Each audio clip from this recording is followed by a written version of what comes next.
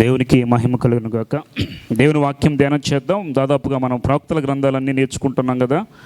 అయిపోయిన ఇంకా దానియేలు, యెహెజ్కేలు, యోనా ఈ గ్రంథాలతో మన ప్రవక్తలు కూడా ముగిసిపోతాయి. చూద్దాం ఒకసారి. యోనా గ్రంథం గురించి మీకు అందరికీ తెలుసు. యోనా అంటే ఎవరు, మరి ఎందుకు దేవుడు చెప్పిన మాట వినకుండా వేరే ప్రదేశానికి వెళ్ళాడు, ఎందు నిమిత్తమైన కష్టాలు తెచ్చుకున్నాడు అనే విషయాలన్నీ కూడా ఈరోజు మనం నేర్చుకుంటాం. దానికంటే ముందుగా యోనా గురించి ఎప్పుడు మనం విన్నాం. మీకు ఏం తెలుసు చెప్పండి? యోనా గురించి ఏం తెలుసు? చేప మింగింది. సండే స్కూల్ పిల్లలకు కూడా చెప్పేటువంటి కథలు ఇవే. యోనాని చేప మింగేసింది. కాబట్టి ఆయన 3 రోజులు ఎక్కడున్నాడు? చేప కడుపులో ఉన్నాడు. తర్వాత చేప కడుపులోంచి ఒడ్డుకు వచ్చి సువార్త చెప్పాడు. అక్కడ అనేక మంది రక్షించబడ్డారు. ఇది మనకి తెలిసినటువంటి వాక్యము. అసలు యోనాని దేవుడు వెళ్ళమంటే ఎందుకు వెళ్ళలేదు? వినండి జాగ్రత్తగా. ఈరోజు కొన్ని కొత్త విషయాలు కూడా నేర్చుకుందాం. ఎప్పుడు వినేవే కదా, ఎప్పుడు తినేవే, ఎప్పుడు వినేవే, కానీ కొన్ని విషయాలు కొత్తవి యాడ్ చేసుకుని నేర్చుకుందాం. ఆ యోనా గురించి మనం ఆలోచిస్తే, యోనా అనే పేరుకి అర్థం తెలుసా మీకు? చెప్పండి. యోనా అనే పేరుకి అర్థం ఏంటి? యోనా అంటే పావురం. గుర్తుపెట్టుకోండి. ఏంటి అర్థం? మీకు అన్ని బైబిల్ గ్రంథంలో మొదటి నుండి మనం నేర్చుకుంటున్నాం. కొన్ని మిస్ చేసుకోవద్దు. యోనా అనగా పావురము లేదా పారిపోయినవాడు అని అర్థం. యోనా కాలం ఎంత తెలుసా? దాదాపు క్రీస్తు పూర్వము 782 నుండి 753. 53 నుండి 82. ఎన్ని సంవత్సరాల కాలం చెప్పండి? 52 నుండి 82 అంటే ఎంత? 30 సంవత్సరాలు. 53 అంటే 30లో ఒకటి తక్కువైతే దాదాపు 29 సంవత్సరాలు యోనా కాలంలో రాయబడింది. ఇక్కడ యోనా గురించి మనం ఏమి నేర్చుకోవాలంటే, ఈయన ఒక ప్రవక్త. యోనా ఎవరు? ప్రవక్త. యోనా ఉన్న టైంలో విదేశానికి వెళ్ళి సువార్త ప్రకటించినటువంటి మొట్టమొదటి ప్రవక్త. వినండి. దాదాపుగా ఉన్న ప్రవక్తలందరూ ఏలియా, ఎలీషా, మిగతా ప్రవక్తలందరూ రాజుల కాలంలో ఉండి రాజుల దగ్గర ఉండి ప్రవక్తలు చేశారు. ఈ యోనా మాత్రము ఇక్కడ ప్రవచనం చేయకుండా ఎక్కడికి వెళ్ళాడు? విదేశీ గడ్డకి వెళ్ళాడు. అది ఏ ఊరు తెలుసా మీకు? అష్షూరేలు ప్రాంతం. ఆ ప్రాంతానికి దేవుడు ఏం చెప్పాడంటే సువార్త చెప్పమన్నాడు వెళ్ళి. ఎందుకు ఈయన అక్కడికి వెళ్ళాలి? అందరం లోకల్గా పనిచేస్తుంటే దేవుడు యోనాని మాత్రం ఎక్కడ ఉపయోగించో తెలుసా? విదేశానికి వెళ్ళమన్నాడు. వేరే దేశానికి వెళ్ళి నువ్వు ప్రవక్తగా పరిచయం చేయమని చెప్పాడు.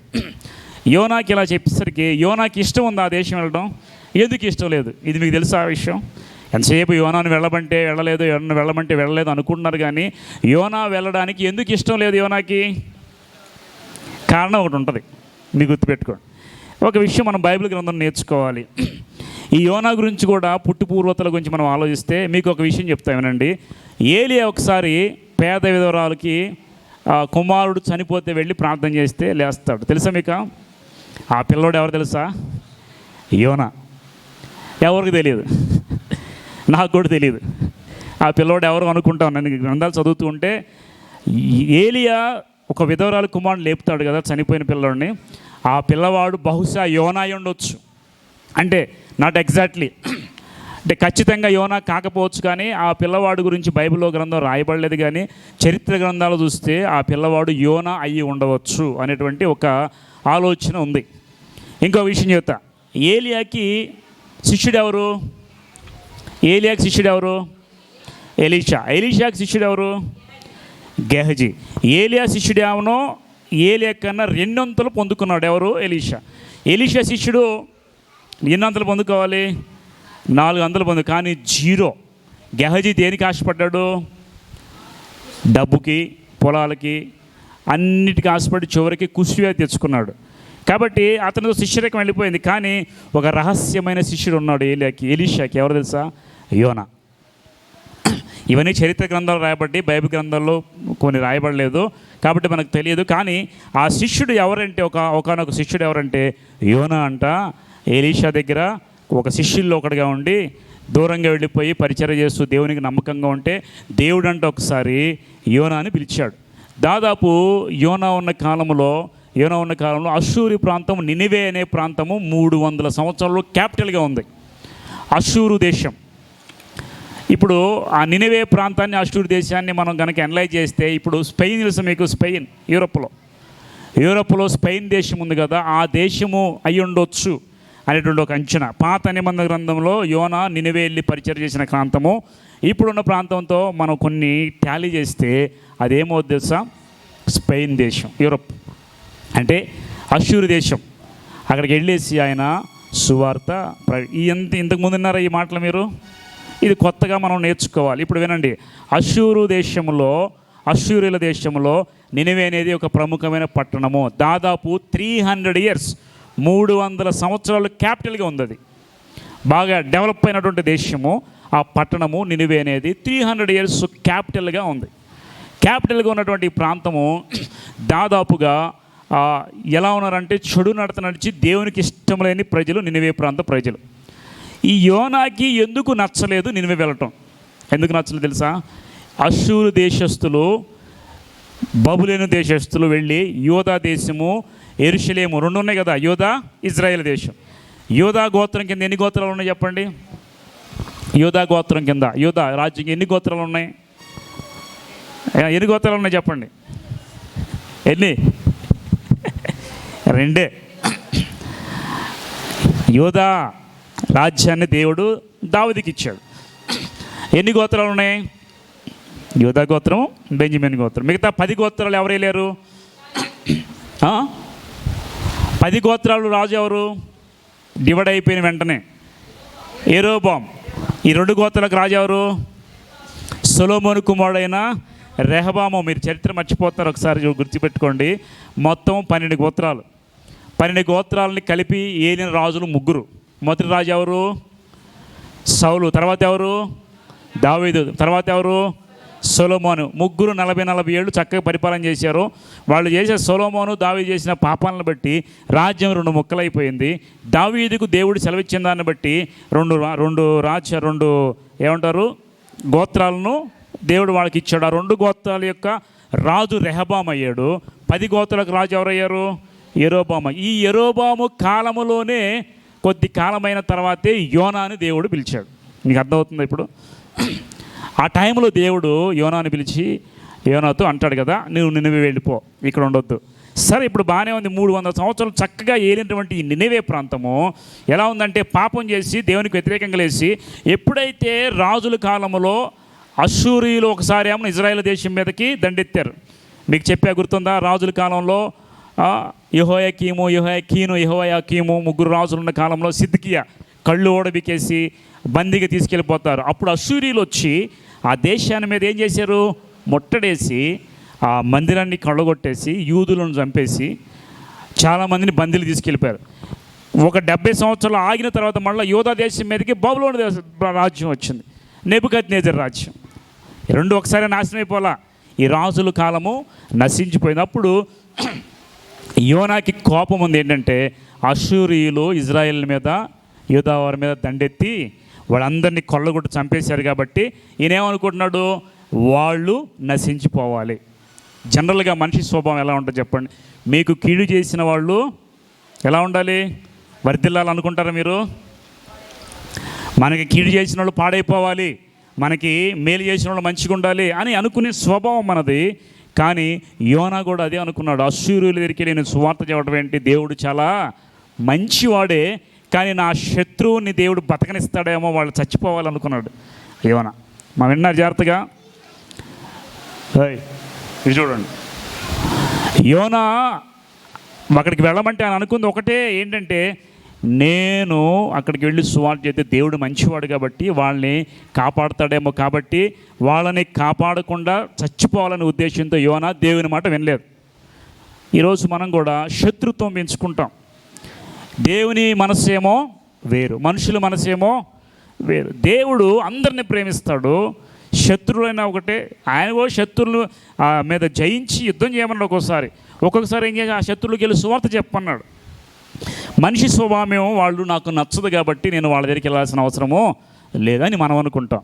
యేసుక్రీస్తు వారిని సిలువేసేటప్పుడు వారందరూ యేసుక్రీస్తుని సిలువేస్తూ ఉంటే యేసుక్రీస్తు వారు ఏమన్నారు? ఒక మాట చెప్పండి, మీకు అంతే ఉండాలే, మీరు నశించిపోతారు, చూడండి మరలా వస్తాను, మీ అంతు చూస్తానన్నాడు దేవుడు. ప్రభువా, వీరు ఏమి తండ్రి, వీరు ఏమి చేయొచ్చున్నారు, వీరు ఎరుగునక వీరిని. ఇది దేవుని యొక్క మనస్సు. దేవుడు ఏంటంటే అందరూ ఆయన బిడ్డలే కాబట్టి శత్రువును కూడా ప్రేమించి వాళ్ళు కూడా సువార్త చెప్పి రక్షించాలని అనుకున్నాడు. కానీ ఆ మాట యోనాకి నచ్చలేదు. అందుకే యోనా అడ్డం తిరిగాడు. యోనా అడ్డం తిరిగి నేను మాత్రం వెళ్ళే దేవుని మాట విన్నాడు. అసలు బైబిల్ వాక్యం చూద్దాం ఒకసారి, చూడండి. యోనా గ్రంథం 1వ అధ్యాయం చూడండి ఒకసారి. యోనా గ్రంథం 1వ అధ్యాయంలో యెహోవా వాక్కు అమిత్తయి కుమారుడైన యోనాకు ప్రత్యక్షమై ఇలాగూ సెలవిచ్చెను, నినివే పట్టణస్థుల దోషము నా దృష్టికి ఘోరమాయను కనుక నీవు లేచి నినివే మహాపట్నం పోయి దానికి దుర్గతి కలుగునని ప్రకటించి ఏం చెప్పాడు చూడండి. యెహోవా వాక్కు అమిత్తయి కుమారుడైన యోనాకు ప్రత్యక్షమై ఇలాగ సెలవిచ్చింది ఏమని, నినివే పట్టణస్థుల దోషం నా దృష్టికి ఘోరమాయను. ఇదే మాట దేవుడు చాలాసార్లు చెప్పాడు. ఫస్ట్ దేనికి చెప్పాడు చెప్పండి? నోవాహు ఉన్న కాలంలో జలప్రళయం వచ్చే ముందు దేవుడు నోవాహుతో చెప్పాడు, ఈ పట్టణస్థుల దోషం నా దృష్టికి బహుఘోరంగా, నేను ఆ పట్టణాన్ని నాశనం చేయబోతున్నాను, కాబట్టి నువ్వు వెళ్ళి ఓడగట్టుకో అంటాడు. నరులు చెడుతనం ఎక్కువైపోయిందంట. దేవునికి విసుగు చెంది ఎలాగైనా నాశనం చేద్దాం అనుకున్నాడు. ఇప్పుడు దేవుని దృష్టిలో వాళ్ళు దోషులైపోయారు. ఆ దేవుడు ఏమనుకున్నాడు, నాశనం చేద్దాం అనుకున్నాడు. నినివే పట్టణస్థుల దోషము దేవుని దృష్టికి ఘోరమైన కనుక నినివే పట్టణానికి పోయి దాన్ని దుర్గతి కలుగునని ఏం చెప్పాడు? దుర్గతి కలుగంటే పట్టణం నశించిపోద్దని ప్రకటించే అన్నాడు. అప్పుడు తర్వాత ఏం జరిగింది చూడండి. 2-3 వచ్చిన, అయితే యెహోవా సన్నిధిలో ఉండి తర్షీషు పట్టణానికి పారిపోవాలనని యోనా యొప్పేకి పోయి తర్షీషునకు ఒక ఓడను చూచి ప్రయాణంకు కేవిచ్చి యెహోవా సన్నిధిలో నిలవక ఓడవారితో కూడా తర్షీషునకు పోవుటకు ఓడ ఎక్కేను. చూడండి ఇప్పుడు ఏం జరిగింది. దేవుడు నినివేకే వెళ్ళమని చెప్పి యోనాకు చెప్తే యోనా ఎక్కడికి వెళ్ళాడు? మొట్టమొదటికి ఎక్కడికి వెళ్ళాడు? యొప్పేకి. యొప్పే అంటే తెలుసా మీకు? ఒక వైజాగ్ వెళ్ళారు అనుకోండి. వైజాగ్లో పోర్ట్ ఏరియా ఉంటుంది. షిప్లో వెళ్ళాలంటే ఇప్పుడు మనం బస్కి వెళ్ళాలంటే బస్ స్టాండ్ ఎలా ఉందో, ప్లేన్కి వెళ్ళాలంటే ఎయిర్పోర్ట్ ఎలాగ ఉందో, అలాగే షిప్ ఎక్కి వెళ్ళడానికి అక్కడ కూడా వాళ్ళకి ఒక పోర్ట్ ఉంది. ఆ పోర్ట్ యొప్పేలో ఉంది. స్పెయిన్ దేశం అని చెప్పే కదా, దాన్ని యొప్పే అని పిలిచారు ఆ రోజుల్లో. ఆ యొప్పే ప్రాంతానికి వెళ్ళి ఎక్కడ తీసుకున్నాడు టికెట్టు? నినివేకి తీసుకున్నాడా? తర్షీషు తీసుకున్నాడా? తర్షీషు తీసుకున్నాడు. అంటే ఇటువైపు వెళ్ళమంటే దేవుడు మెలకుండా వచ్చాడు. టికెట్ ఏమో తర్షీషు తీసుకున్నాడు. తీసుకొని వెళ్ళాడు, వాడెక్కాడు. చక్కగా టికెట్ దొరికింది, కింద దొరికింది, మంచిగా ప్లేస్ దొరికింది, వాళ్ళకి మంచి ప్లేస్ దొరికింది. వెళ్ళి చక్కగా పడుకున్నాడండి. యాక్చువల్గా దేవుని మాట వినకుండా వెళ్ళేటప్పుడు కొన్నిసార్లు మామూలుగా మంచిగానే దొరుకుతాయి. దేవుడు అక్కడ టికెట్ దొరకకుండా చేయొచ్చు కదా. చూడండి, ఆయన చేసిన తొందరపాటు పని వలన టికెట్ దొరికింది, హాయిగా బాగానే ఉందనుకోండి, మధ్యలోకి వెళ్ళి ఎంత ఇబ్బంది పడ్డాడు. మనం దేవుని చిత్తాన్ని విడిచిపెట్టి వెళ్ళేటప్పుడు అన్నీ బాగానే ఉంటాయి దారులు. మనం వెళ్ళినా దేవుడే ఆపడు. ఇప్పుడు ఆదాము హవ్వ పండు తింటే దేవుడు ఆపాడా? దేవుడు మనిషికి స్వతంత్రం ఇచ్చాడు, అది వాళ్ళ ఇష్టం. అదిగో పండు తింటే చస్తావు, తినకపోతే సంతోషంగా ఇందులోనే ఉండి నువ్వు ఏడతావని చెప్తే వాళ్ళు వెళ్ళి పండేది. కానీ దేవుడు వచ్చే సమయంలో వారిని ఆపల కారణం ఏంటంటే వాళ్ళకి స్వతంత్రం ఇచ్చాడు, మంచి చెడు తెలియజేశాడు. కాబట్టి ఈ విధంగా వాళ్ళు తప్పు చేసి ఏం చేశారంటే మధ్యలోకి వెళ్ళిపోయి మరణాన్ని తెచ్చుకున్నారు. ఇక్కడ కూడా వెళ్ళేటప్పుడు యోనాను దేవుడు ఆపలేదు. దేవుని చిత్తముకు వ్యతిరేకంగా లేచి టికెట్ కొనుక్కున్నాడు, తర్షీషుకి వెళ్ళిపోయాడు, ఓడెక్కాడు, ఆమరంలో చక్కగా నిద్రపోతున్నాడు. ఆ ఓడ మధ్యలోకి తెలుసా ఆయనకి గాలివాన వస్తుందని? తెలుసా? దేవుని చిత్తానికి వ్యతిరేకంగా వెళితే మంచి జరిగిద్దా చెడు జరిగిద్దా? మీరు చెప్పండి. ముందు మంచిగా ఉన్నట్టు ఉంటుంది, ముందంతా చక్కగా ఉన్నట్టు ఉంటుంది. కానీ మధ్యలోకి వెళ్ళిన తర్వాత మునిగిపోయే సమయంలో ఎటు వెళ్ళాలో తెలియక అప్పుడు మనం గాబరపడతాం. దేవుని చిత్తానికి వ్యతిరేకంగా వెళ్ళినప్పుడు ఒక్కొక్కసారి మనకి ముందు మంచిగానే ఉండొచ్చు, కానీ బాగానే ఉంది కదా అనుకుంటాం. కానీ మధ్యలోకి వెళ్ళినంత ఇరుక్కుపోతే బయటికి రాలేక మునగలేక ఏం చేయాలో తెలియక ఇబ్బంది పడిపోయే పరిస్థితి మనకి ఖచ్చితంగా వస్తుంది. ఇలాంటి పరిస్థితుల్లో యోనాకి వచ్చింది. ఇప్పుడు మనం ఏం చేయాలంటే యోనాను చూసి కొన్ని విషయాలు నేర్చుకోవాలి. దేవుని చిత్తమా కాదా అని తెలుసుకోవడం మనకి నిజంగా చాలా కష్టం ఈ రోజుల్లో. ఎందుకంటే ఆ రోజుంటే దేవుడు యోనాకు చెప్పాడు కాబట్టి విన్నాడు స్వరం. ఈరోజు మీరు దేవుని చిత్తం చేయాలంటే మీకు స్వరం వింటున్నారా? లేదు. మరి దేవుడు వాక్యం చదువుకుంటూ వెళ్తే దేవుడు నాతో మాట్లాడలేదు మనకు ఖచ్చితంగా తెలియదు. కాబట్టి మనకి ఇష్టానుసారంగా మనం వెళ్ళిపోతున్నాం, మధ్యలోకి వెళ్ళి బోర్ల పడిపోయి మళ్ళీ వెనక్కి వచ్చేస్తున్నాం. కాబట్టి మనం జాగ్రత్తగా దేవుని మాట వినడం నేర్చుకోవాలి. ఇక్కడ సముద్ర మధ్యలోకి వెళ్ళిపోయిన తర్వాత ఏం జరిగింది చూడండి. 4వ వచనం, అయితే యెహోవా సముద్రం మీద పెద్ద గాలి పుట్టించగా. ఇప్పుడు చూడండి, గాలి పుట్టించింది ఎవరు? మీరు చెప్పండి. యెహోవా గాలి, సముద్రం పెద్ద గాలి పుట్టింపగా సముద్రమందు గొప్ప తుఫాను రేగి ఓడ బద్దలైపో గతి వచ్చింది. కాబట్టి నావికులు భయపడి ప్రతివాడు తన తన దేవతను ప్రార్థించి ఓడ చులకన చేయుటకై అందులో సరుకులు సముద్రంలో అప్పటికి యోనా ఓడ దిగువ భాగం పోయి పండుకొని ఓడ కిందలోకి వెళ్ళిపోయి ఫస్ట్ గ్రౌండ్ ఫ్లోర్కి వెళ్ళిపోయి గాఢ నిద్రలోకి వెళ్ళిపోయాడంట. అప్పుడు ఓడ నాయకుడు నిద్రకు వచ్చి నిద్రపోతా, నీకేమొచ్చింది? నీవు లేచి నీ దేవుని ప్రార్థించము, మనం చావకుండా ఆ దేవుడు మన ఎందుకు కనికరించినేమో నేను. ఇప్పుడు చూడండి, వీళ్ళందరూ ఏం చేస్తున్నారు? దేవుడు ఇప్పుడు గాలి పుట్టించింది ఎవరు చెప్పండి? దేవుడు పుట్టించిన గాలిని దేవుడే ఆపాలి, మనిషిడు అవ్వడం సాధ్యం కానే. మన కుటుంబాల్లో కూడా దేవుని చిత్తం చేయకుండా వెళ్ళినప్పుడు కొన్ని గాలి తుఫాన్లు పుడతాయి, అవి దేవుడే ఆపాలి. దేవుని చిత్తానుసారంగా మనకి ఏమైనా బలహీనతలు వస్తాయి, వినండి జాగ్రత్తగా, ఏదైనా ఇబ్బందులు వస్తాయి, ఏదైనా కష్టం వస్తుంది, దాన్ని దేవుడే ఆపాలి, మనుషుల వల్ల కానే కాదు. ఒకసారి యేసుక్రీస్తు ఆయన శిష్యులు గలే సముద్రం మీద వెళ్తూ ఉంటారు. గాలి తుఫాను ఎవరి మీద కొట్టింది? ఎవరి పడవ మీద కొట్టింది? యేసుక్రీస్తు ఉన్న పడవ మీదే. దీని గాలి తుఫాను ఎలా చేసింది ఎవరు? ఇప్పుడు దేవుడు ఉంటే అన్నీ మంచి జరుగుతాయి అనుకుంటున్నారు చాలామంది. అది చాలా రాంగ్ కన్సెప్షన్ అనమాట. దేవుడు నాలో ఉంటే అంతా మంచి జరుగుతుంది, మంచి జరుగుతుంది వాస్తవమే. కానీ ఒక్కోసారి నిన్ను పరీక్షించడానికి చిన్న చిన్న గాలివానలు వస్తాయి. పరీక్షించడానికి వచ్చే గాలివానలు వేరు, దేవుడు తన వైపు మార్చుకొని తెచ్చే గాలివానలు వేరు.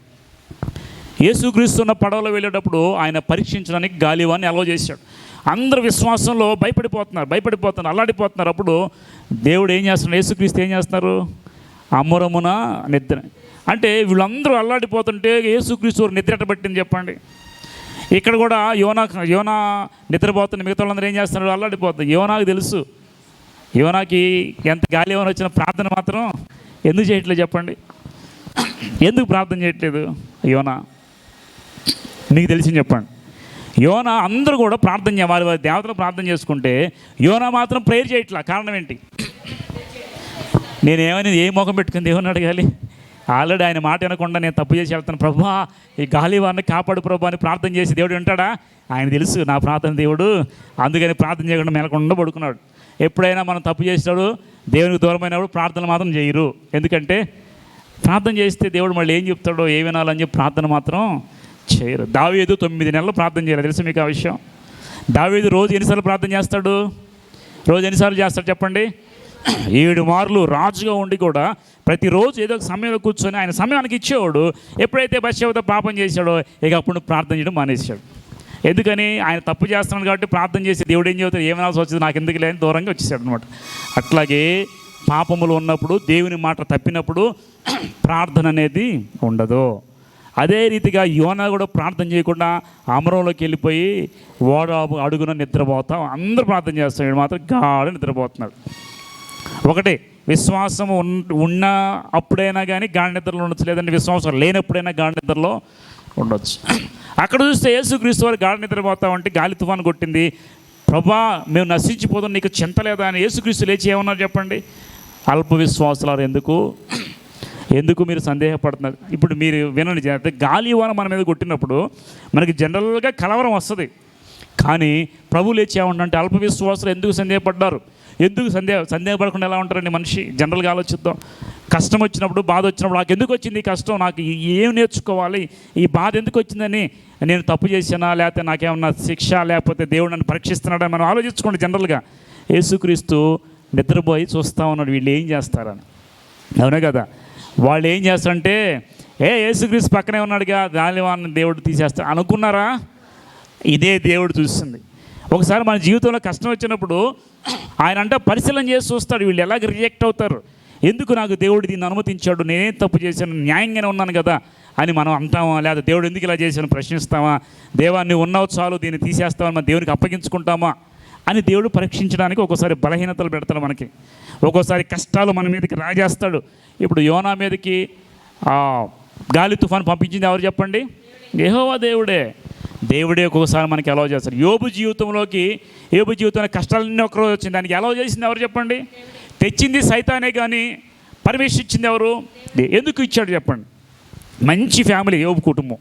యోబు మంచి కుటుంబం, మంచి ఫ్యామిలీ, నమ్మకమైన వాడు, యథార్థవంతుడు, నీతివంతుడు, న్యాయవంతుడు, అన్నీ చక్కగా ఉన్నవాడు. ఎందుకు కష్టాలు పాలయ్యాడు చెప్పండి? పరీక్షించడానికి. కాబట్టి ఇక్కడ శిష్యులను కూడా దేవుడు పరీక్షించడం కాదు. మన జీవితాల్లో కూడా కష్టాలు వస్తే దేవుడు పరీక్షించడానికి ఒక్కోసారి వీళ్ళు విశ్వాసంతో ఉంటారా లేదా. యోబు ఎక్కడైనా కానీ ఒక మాటలో నేను తప్పు చేసి, ప్రభువా నాకు ఎందుకు ఇది అనుమతించావు, నువ్వు మంచిగా చేయలేదు, నా పట్ల అన్యాయం చేసావు ఒక మాట అన్నాడా? అనలేదు. దేవుడు నెగ్గాడండి పరీక్షలో. యోబు కూడా నెగ్గాడు. యోబును నమ్ముకున్నందుకు దేవుడు నెగ్గాడు, దేవుడు విజయం సాధించాడు. నిజంగా చెప్పాలి, నీవు నిలబడితేనే దేవునికి మహిమ, నువ్వు నిలబడితేనే విజయం. కాబట్టి పరీక్ష సమయంలో చాలా జాగ్రత్తగా ఉండాలి. ఇది మనుషులు ఏమంటారంటే ఏదో చేశారో వీళ్ళకి తగిలింది అనుకుంటారు. యోబు స్నేహితులు వచ్చి ఏమన్నారు, నువ్వేదో తప్పు చేసావయ్యా అందుకని కష్టం వచ్చిందని యోబు స్నేహితులు అన్నారు.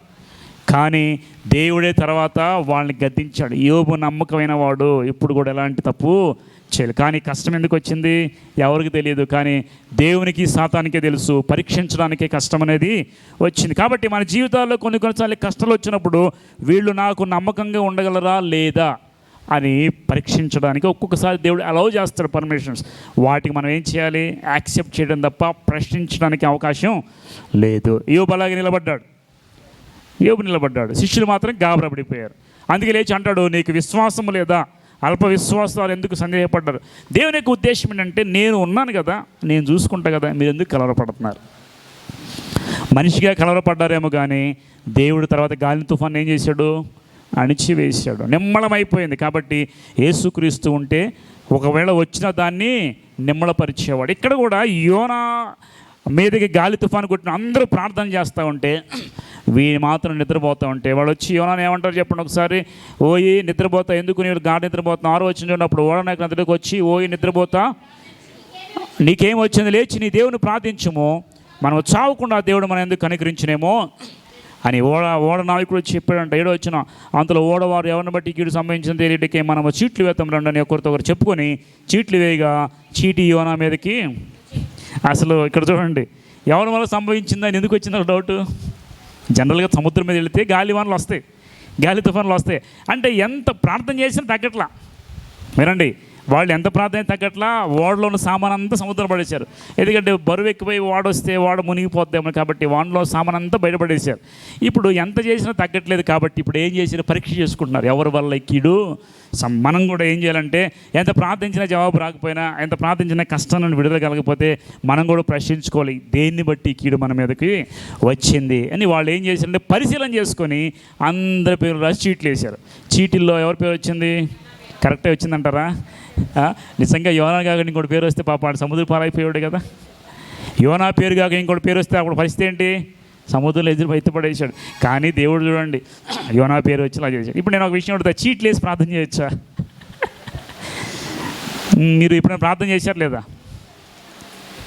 అంటే నేనేమంటానంటే ఎవరి విశ్వాసం వాళ్ళది. నేను ఇట్లా చేయొచ్చు చేయకూడదు నేను అన్నాను. ఇప్పుడు బయట ప్రార్థన చేస్తున్నారు, అట్టికాయలు తింటే పిల్లలు పుడుతున్నారు, కాయలు తింటే పిల్లలు పుడుతున్నారు. నేను వాళ్ళని కూడా నేనేమన్నా, ఎందుకంటే నీకు విశ్వాసం నమ్ముట నీ వల్ల అయితే నమ్మని సమస్తము సాధ్యమే. అట్టికాయల వల్ల పిల్లలు పుట్టరు, కానీ విశ్వాసంతో వాళ్ళు దేవుని నమ్మి ఏదో తీసుకుంటారు. దాని గురించి నేను కామెంట్ చేయను. కానీ ఇక్కడ చీట్లు వేయటం అనేది ప్రార్థనలో కరెక్టా కాదా? చీట్లు ఎక్కడెక్కడ వేసారు బైబిల్లో? 3 చోట్ల చూద్దాం. యేసుక్రీస్తుని సిలువకి ఎక్కించినప్పుడు ఆయన వస్త్రాలు తీసి చీట్లు వేసుకున్నారు. ఎవరి పేరు వేస్తే వాళ్ళు తీసుకున్నారు దాన్ని. 3వది ఎక్కడ వేశారు? యేసుక్రీస్తు శిష్యుల్లో ఒక యూద తప్పిడి చనిపోయాడు. ఇప్పుడు మిగతా 120 మంది ఉన్నారు మొత్తం. వాళ్ళని ఎవరిని డిసైడ్ చేయాలో వాళ్ళకి అర్థం కాల. ప్రార్థన చేసి అందరి పేర్లు రాసి చీట్లు వేశారు. ప్రార్థన చేసి ఇస్తే పేరు మత్తీ అనే పేరు వచ్చింది. ఆయన్నే పెట్టారు.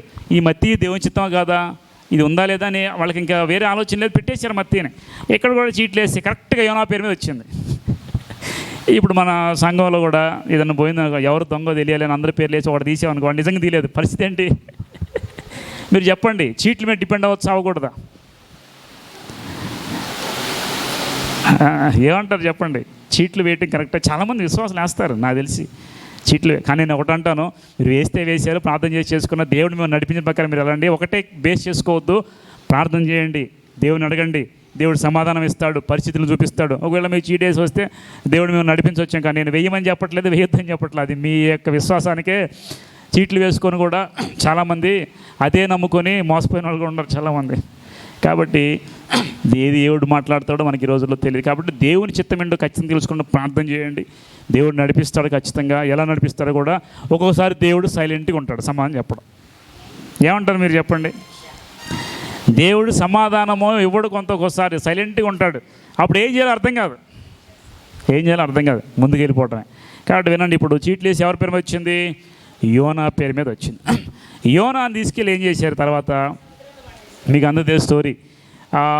చూడండి 8వ వచనం, చీటీ యోనా మీదకి వచ్చింది కదా. కాబట్టి వారు అతను చూచి, ఎవరిని బట్టి కీడు మాకు సంభవించిన ఈ వ్యాపారం ఏమిటి, నువ్వు ఎక్కడి వచ్చి, నీ దేశమేమో, నీ జనమేమో, ఈ సంగతి అంతా మాకు తెలియజేయని. ఇప్పుడు ఆయన అడుగుతున్నారు, నీ బయోడేటా చెప్పు బాబు, ఎక్కడి వచ్చావు, ఏంటి అసలు అని చెప్పి అడిగితే, అందరు వారితో 9వ వచ్చినట్ల, నేను హెబ్రీయుడను, సముద్రమునకు భూమికి సృష్టికర్త ఆకాశమందు దేవుడైన యెహోవా యందు నేను భయభక్తులు తాను యెహోవా సన్నిధిలోండి పారిపోతున్నట్టు అతడు ఆ మనుషులకు తెలియజేసి ఉండను కనుక వారు ఆ సంగతి తెలుసుకొని మరింత నీవు చేసిన ఈ పని ఏమని అతను అడిగి, అప్పుడు వారు సముద్రం పొంగుతున్నది, తుఫాను అధికమవుతున్నది, సముద్రం మీదకి రాకుండా మా మీదకి రాకుండా నిమ్మళించినట్లు మేము నీకేమి చేయవాలని అతను అడుగగా, యోనా, నన్ను బట్టి ఏ గొప్ప తుఫాను మీ మీదకి వచ్చినని నాకు తెలిసి ఉన్నది, నన్ను ఎత్తి సముద్రంలో పడవేయడు. అప్పుడు సముద్రం మీ మీదకి రాకుండా నిమ్మళించినని అతడు వారితో, వారు ఓడను దరికి చేర్చుటకై తెడ్లను బహుబలంగా వేసిరి, కానీ తమకు ఎదురైన తుఫాను బలము చేత సముద్రము పొంగి ఉండటం వలన వారి ప్రయత్నము వ్యర్థమాయను. కాబట్టి వారు యెహోవాని చిత్త ప్రకారము నివేదన చేసితివి, ఈ మనిషిని బట్టి మమ్మల్ని లయము చేయకుందుగాక, నిర్దోషిని చంపిన నేరం మా మీద మోపకుందుగాక అని యెహోవాకు మనవి చేసుకొని యోనాను ఎత్తి సముద్రంలో పడవేసిరి. పడవేయగానే సముద్రము పొంగకుండా ఆగిన. ఇది చూడగా మనుషులు యెహోవాకు మిగులు భయపడి ఆయనకి బలి అర్పించి మొక్కుబడి చేసిరి. మీకు అర్థమైంది ఇక్కడ జరిగిందంతా? అయ్యా, అసలు నువ్వు ఎవరు, ఎక్కడి వచ్చావని యోనా నిలబెట్టారు. మాలో చూస్తే అంత బాగానే ఉంది, మేమందరం బాగానే ఉన్నాం, నువ్వే కొత్తవాడివి కాబట్టి అసలు నువ్వెవరు, ఎక్కడి వచ్చావు, ఏ దేశం, ఎక్కడ వస్తావంటే ఆయన అంటే, భయంకరుడైన యెహోవా యొక్క భక్తుడు నేను, యెహోవా యొక్క సేవకుడిని నేను, ఇలాగ వెళ్ళమంటే వేరే మార్గంలో వచ్చాను. కాబట్టి ఈ కీడు అంతా ఎవరి వల్ల వచ్చింది? మన ఇళ్లలో కూడా, మన కుటుంబాల్లో కూడా ఎవరైనా కానీ దేవునికి అవిధేయంగా ఒక్కడున్న కుటుంబానికి కూడా నష్టం వస్తుంది. మీకు తెలుసలేదు? వస్తారు కదా. ఒక వ్యక్తి వెళ్ళిపోయి ఒక మర్డర్ చేసి అనుకుందాం, ఇప్పుడు అతని వల్ల ఆ కుటుంబం ఎఫెక్ట్ అవుతుందా లేదా? ఒక వ్యక్తి బాగా డ్రింక్ చేసి బాగా తాగి పాడైపోయి మధ్య చచ్చిపోయాడు, కుటుంబం ఎఫెక్ట్ అవుతుందా లేదా? దేవునికి విరోధంగా లేచిన ఏదైనా ఒక్క వ్యక్తి వల్ల కుటుంబం కూడా పాడైపోతుంది. ఈ ఓడలో కూడా అంట దేవునికి వ్యతిరేకంగా లేచిన యోనా మీదకి దేవుని శిక్ష వచ్చింది. కాబట్టి అయ్యా, మరి సముద్రం ఏమో బాగా పొంగిపోతుంది, గాలి తుఫాను భయంకరంగా వస్తుంది, ఇప్పుడు ఏం చేయాలి, ఏం చేయమంటావు చెప్పు అంటే ఆయన అంటాడు, అయ్యా మీరేమనుకోవద్దు, ఇదంతా కీడు నా వల్ల, నాకు తెలుసు. ఎందుకంటే ఆయన తెలుసు ఆ ఒక్క వ్యక్తి వలన ఓడలో ఉన్న వాళ్ళందరూ నష్టపోతున్నారు, కష్టపడుతున్నారు, బాధపడుతున్నారు అని ఆయన ఏం చేసి గ్రహించుకొని, నా గురించి మీరేం ఆలోచించవద్దు, నన్ను ఎత్తి ఎక్కడ పడేయండి సముద్రంలో. అదే మనలో కొంతమంది అయితే ఏం చేస్తారంటే, నాకు తెలియదు, నాకేం తెలుసు అని చెప్పేసి వాళ్ళని కూడా కష్టాలు పాలు చేస్తూ ఉంటారు. అలాంటి వ్యక్తులు యోనా ముందు తప్పు చేసి వచ్చినప్పటికీ ఇక్కడ రియలైజ్ అయిపోయి నన్ను పడేయండి. ఎవరైనా కానీ ఈ మాట చెప్తారా? యోనా గొప్పతనం చూడండి. యోనా ముందు దేవునికి వ్యతిరేకంగా లేచి తప్పు చేశాడు. ఎందుకంటే ఆయనకి ఎందుకు అన్నాడంటే, దేవుని చిత్తాన్ని ఎందుకు చేయలేదంటే, యోనా ఆ శత్రువులను దండెత్తారు కదా. అశూరీయులు ఇజ్రాయేల్ని, యూదా వాళ్ళని ఏం చేశారు, చెరపట్టుకొని పోయి దాని మీద దండెత్తి నాశనం చేశారు. కాబట్టి యోనా కోపం, వాళ్ళు శత్రువులు, మంచిదే కాదంటే వాళ్ళ శత్రువులు, వాళ్ళని కాపాడమని దేవుడు చెప్పేది ఏంటి అంటే, దేవుని ఉద్దేశం వేరు, మనుషుల ఉద్దేశము. మనుషులు ఏమన్నా శత్రువులు చూస్తారు, కానీ దేవుడు అందరూ నా పిల్లలే అని చూస్తారు. అందుకే యోనా దేవుని మాట వినలేదంటే, అంతే. కేవలం ఆ విషయాన్ని బట్టి దేవుని మాట వినకుండా యోనా అలా కూర్చున్నాడు. ఇప్పుడు ఇక్కడికి వచ్చిన తర్వాత, అయ్యో నా వల్ల ఓడలో ఉన్న వాళ్ళందరూ ఎందుకు నష్టపోవాలి, కాబట్టి నన్ను ఎత్తి సముద్రంలో పడవే. కానీ వీళ్ళు చాలా భయపడ్డారు. అదే ఒక మనిషిని ఎత్తి సముద్రం పడేటువంటి ఈజీయా? చాలా కష్టం. ఒక మనిషిని కళ్ళ ముందే తీసి సముద్రం పడేస్తే మునిగిపోతాడు. కాబట్టి ఇప్పుడు ఏం చేయాలి అని వాళ్ళు చాలా ఆలోచించి వేరే ప్రయత్నాలు చేశారు. తెడ్డు లాగుతున్నారు, లంగరేస్తున్నారు, తర్వాత వేరే వైపు నడిపిస్తున్నారు. ఎన్ని ప్రయత్నాలు చేసినా, బైబిల్లో ఉంది కదా, వారు ఎన్ని ప్రయత్నాలు చేసినా పొంగినుడి చేత వారి ప్రయత్నము వ్యర్థమైపోయింది. నేను ఒక విషయం చెబుతా, దేవుడు ఒక బలహీనత మనకు పెట్టాడు అనుకోండి, దేవుని దగ్గర ప్రార్థన చేసి అడగకుండా మనం అన్ని చోట్లకి వెళ్ళి అన్ని విధాలుగా తిరుగుతూ ఉంటే మీరు ఎక్కడికి వెళ్ళినా కానీ దానికి జరగనే. దేవుని వైపు తిరగకుండా ఎన్ని ప్రయత్నాలు చేసినా ప్రయత్నాలు ఏమైపోతాయి? దేవుడు గాయం పెట్టాడనుకో, దేవుడు తీసేయాలి. యెషయా ఎవరింటికి వెళ్ళాడు? హిజ్కియా ఇంటికి వెళ్ళాడు. హిజ్కియా గారికి వెళ్ళి ఏమన్నాడు? ఇదిగో నీవు మరణమైపోతావు, నీ ఇల్లు చక్కబెట్టుకో. వెంటనే మరి హిజ్కియా రాజు వైద్యుని పిలిపించి నాకు రోగం ఉంది ఏదో చూడని చెప్పాడా?